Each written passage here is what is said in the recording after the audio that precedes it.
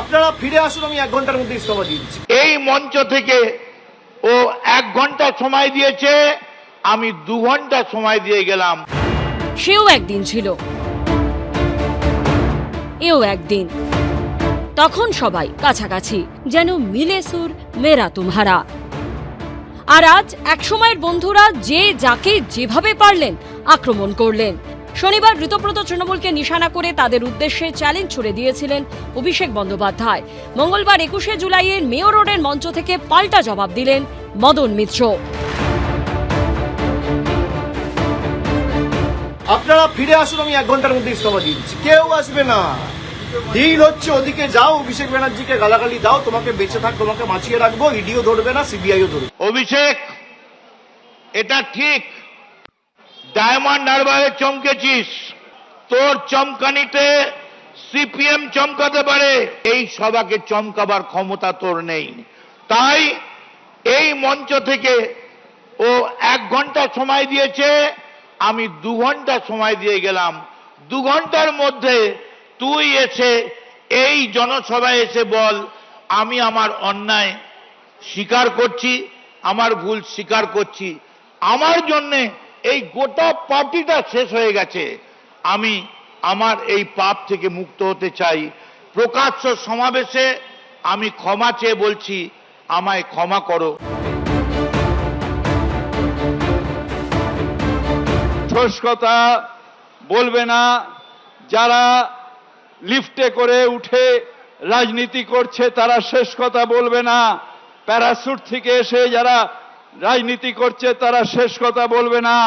শেষ কথা বলবে যারা রক্ত ঝরিয়ে, প্রাণ ঝরিয়ে, নিজেদের সবকিছু দিয়ে তারা যখন সেই আন্দোলন করবে, তারাই শেষ কথা বলবে। আমি নেত্রীকে অনুরোধ করব, দয়া করে আগামী দিনে একটা কেউ ফেরত নেবেন না।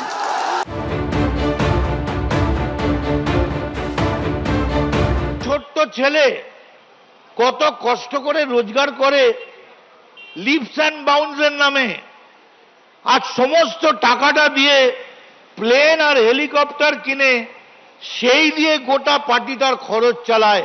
সেলাম অভিষেক, আমি তোমায় সেলাম জানাই।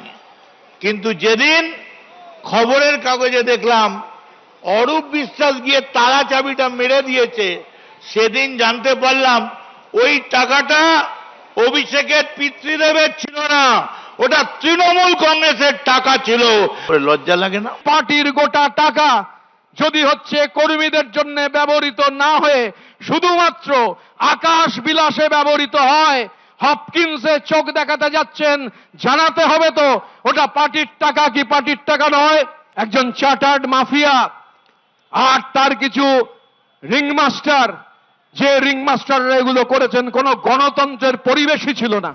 তুইতোকারি হেলিকপ্টার বালিশ অর্থাৎ আকাশ থেকে বিছানা, দুই শিবিরের লড়াইয়ে কটাক্ষে বাদ গেল না কিছুই। 5 ওয়াট 10 ওয়াটের বাল্ব, সে এখন ভাবছে আমি হ্যালোজিন হয়ে গেছি। এর আগে কালীঘাট তৃণমূলের ভেতর থেকে অভিষেক বন্দ্যোপাধ্যায়ের সমালোচনায় সরব হয়েছিলেন কল্যাণ বন্দ্যোপাধ্যায়। মঙ্গলবার 21শে জুলাইয়ের মঞ্চ থেকে ঋতব্রত তৃণমূলকে চাঁচা ছোলা ভাষায় আক্রমণ করছিলেন তিনি। কিন্তু কল্যাণ বন্দ্যোপাধ্যায় দীর্ঘক্ষণ ধরে বক্তৃতা করায় বিরক্তি প্রকাশ করেন মমতা বন্দ্যোপাধ্যায়। মঞ্চেই দুজনের মধ্যে বাদানুবাদ হয়। এরপরে কল্যাণ বন্দ্যোপাধ্যায় উত্তেজিত হয়ে মমতা বন্দ্যোপাধ্যায়কে উদ্দেশ্য করে বলেন, আপনি এরকম করবেন না, আপনার সঙ্গে তো কেউ নেই, সবাই তো ঘরে ঢুকে গেছে, একমাত্র আমি ঘুরে বেড়াচ্ছি। নেত্রী মমতা বন্দ্যোপাধ্যায় মঞ্চে এসেছেন, অভিষেক আছে বিড়লা প্ল্যানেটোরিয়ামের সামনে এই মহতী সভায়, তাদের অভিনন্দন জানাই। গত 2.5 মাসে আপনাদের বাড়িতে আক্রমণ হয়েছে, আপনারা অনেকে আহত হয়েছেন। এই মন্তব্য করেই মঞ্চ ছেড়ে চলে যান কল্যাণ বন্দ্যোপাধ্যায়। যদিও পরে এই বিষয়ে প্রতিক্রিয়া জানতে চাওয়ায় তিনি বলেন, শারীরিক অসুস্থতার জন্য তিনি মঞ্চ ছেড়ে চলে যান। অর্ণব মুখোপাধ্যায়, অনির্বাণ বিশ্বাস ও পার্থপ্রতিম ঘোষের রিপোর্ট, এবিপি আনন্দ।